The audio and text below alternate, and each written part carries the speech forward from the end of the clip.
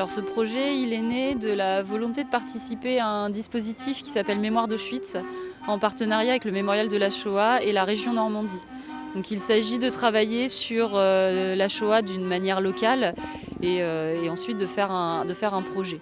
Et dans notre programme de terminale, nous avons la question des lieux de mémoire sur la Shoah.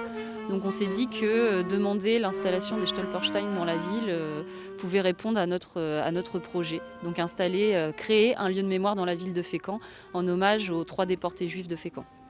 Ce sont des pavés qui sont posés à l'emplacement des habitations des personnes victimes de la déportation et de la disparition en Allemagne. Donc pas uniquement que des personnes de culture juive, mais aussi des résistants, des communistes, des homosexuels. Et Fécamp inaugure aujourd'hui ces 3 premiers pavés de mémoire, il y en aura d'autres.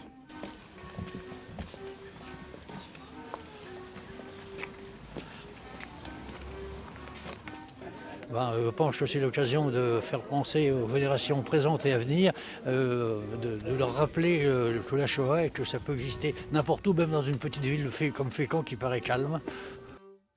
C'est un moyen très efficace de faire vivre l'histoire à mon sens, parce que tout simplement la jeunesse, c'est le futur et il faut se souvenir faut que les générations futures se souviennent de ce qui s'est passé.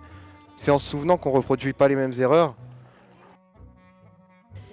Une cérémonie très émouvante avec des familles qui se sont jamais vues et qui se retrouvent ici à l'occasion de ce devoir de mémoire.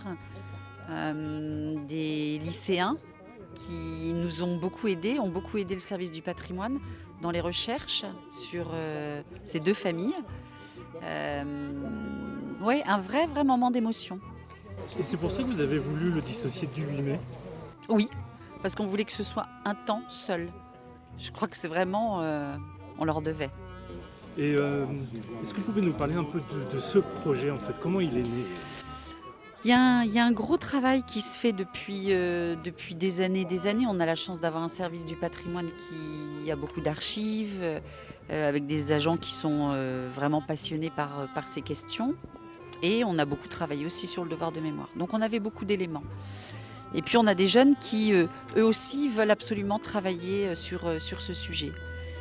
Et puis parallèlement, on a une action artistique, on va dire, un acte artistique d'un Berlinois, donc un sculpteur, qui propose à différentes villes de France, à toutes les villes du reste, mais seules certaines s'en emparent, de poser des pavés de mémoire à la mémoire des personnes qui ont été assassinées pendant la guerre, déportées.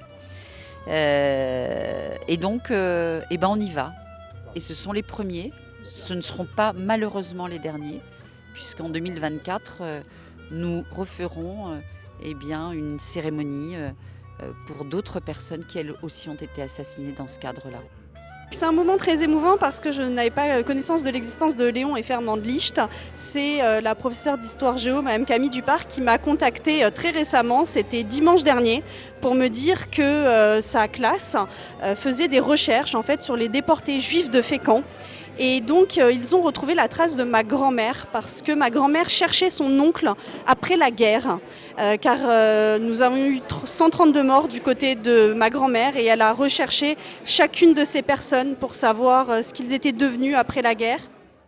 C'est un moment triste parce qu'effectivement leur vie a été terrible et en même temps c'est un beau moment parce qu'on leur rend hommage et qu'on se retrouve et au final on réécrit l'histoire avec une nouvelle page qui est bien plus belle.